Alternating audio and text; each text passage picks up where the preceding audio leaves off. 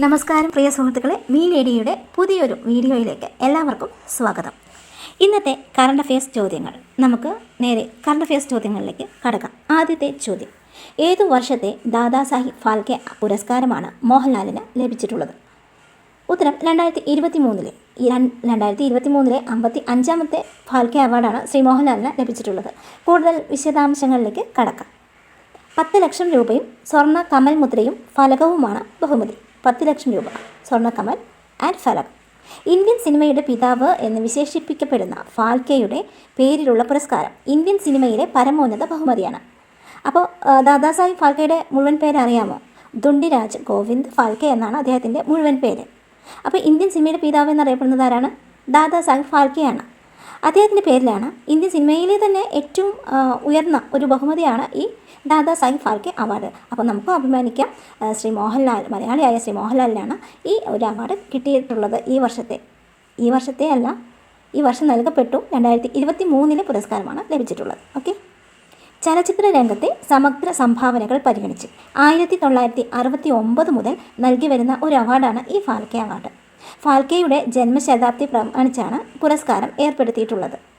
ആദ്യ ജേതാവ് ദേവിക റാണി. നമുക്കെല്ലാം അറിയാം, ദേവിക റാണി റോറിച്ച് അല്ലേ? അവർക്കാണ് ആദ്യമായിട്ട് ഈ ഒരു പുരസ്കാരം ലഭിക്കുന്നത്. ഫാൽക്കെയുടെ ആദ്യ ചിത്രമായ രാജ ഹരിശ്ചന്ദ്രയാണ് ഇന്ത്യയിലെ ആദ്യ ചലച്ചിത്രം. അറിയാലോ. അപ്പോൾ ഈ സിനിമയെക്കുറിച്ച് പറയുമ്പോൾ ഇന്ത്യയിലെ തന്നെ ആദ്യത്തെ ഒരു സിനിമ അല്ലെങ്കിൽ ഒരു ചലച്ചിത്രം എന്ന് പറയുന്നത് ഏതാണ്? ദാദാസാഹിബ് ഫാൽക്കെയുടെ ആദ്യത്തെ ചിത്രമാണ്. ആ ചിത്രമാണ് ഇത്, ഹരിശ്ചന്ദ്ര അല്ലേ? രാജാ ഹരിശ്ചന്ദ്ര. 1913 ഇത് പുറത്തിറങ്ങുന്നത്. അപ്പോൾ ഇന്ത്യയിലെ ആദ്യത്തെ ചലച്ചിത്രം എന്ന് പറയുന്നത് രാജാ ഹരിശ്ചന്ദ്ര. അപ്പോൾ നിശബ്ദ ചിത്രമായിരുന്നു ഇത്. അർദേശ്വർ ഇറാനി സംവിധാനം ചെയ്ത ആലം അറ ആണ് ആദ്യത്തെ ശബ്ദ ചിത്രം അല്ലേ? ആലം അറ എന്ന് പറയുന്നത് ആദ്യത്തെ ശബ്ദ ചിത്രം. ഈ 13 തിരിച്ചിട്ടാൽ ഏതാ വർഷം? 1913 അല്ലേ? അപ്പോൾ ഈ 1913 തിരിച്ചിടുമ്പോൾ 1931 ലഭിക്കും. ഈ 31 ഈ ആലം അറ എന്ന ചിത്രം എന്ത് ചെയ്യുന്നത്, പുറത്തിറങ്ങുന്ന അല്ലെങ്കിൽ അത് എന്താ പറയുക, അത് നിർമ്മിക്കുന്ന ഒരു വർഷം എന്ന് പറയുന്നത്. ഇത് സംവിധാനം ചെയ്തത് അർദേശ്വർ ഇറാനിയാണ്. ഇതാണ് ആദ്യത്തെ ശബ്ദ ചലച്ചിത്രം. അപ്പോൾ ശബ്ദം എന്ന് പറയുമ്പോൾ തന്നെ നമുക്ക് ഈ അലമാരിയുമായിട്ട് ഒരു ബന്ധപ്പെടുമ്പോൾ അലമാരി തുറക്കുമ്പോഴൊക്കെ ഒരു സൗണ്ട് വരില്ലേ എന്ന പോലെ ആലം അല എന്നൊന്ന് കണക്ട് ചെയ്ത് വെച്ചാൽ മതി കേട്ടോ. അടുത്തത്, ഫാൽക്കെ പുരസ്കാരം നേടുന്ന രണ്ടാമത്തെ മലയാളിയാണ് മോഹൻലാൽ അല്ലേ? അപ്പോൾ ആദ്യത്തെ ആരായിരിക്കും? അടൂർ ഗോപാലകൃഷ്ണൻ. അപ്പോൾ ആദ്യ മലയാളി അടൂർ ഗോപാലകൃഷ്ണൻ. അദ്ദേഹത്തിന് 2004 ഈ ഒരു അവാർഡ് കിട്ടുന്നത്. ഓക്കെ. അപ്പോൾ രണ്ടാമത്തെ മലയാളിയാണ് ആര്? ശ്രീ മോഹൻലാൽ.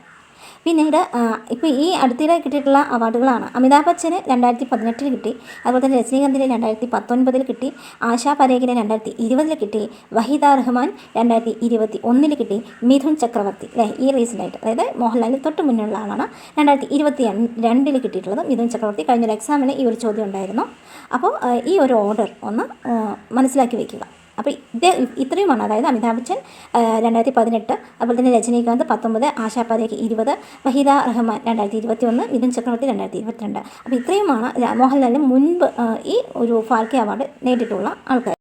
ഇനി കൂട്ടുകാരോടുള്ള എൻ്റെ ചോദ്യം: മലയാളത്തിലെ ആദ്യത്തെ ശബ്ദ ചലച്ചിത്രം ഏതാണ്? ആരാണ് സംവിധാനം ചെയ്തത്? ഏത് വർഷമാണ് ഇത് പുറത്തിറങ്ങിയത്? ഒന്ന് കമൻറ്റ് ചെയ്യൂ.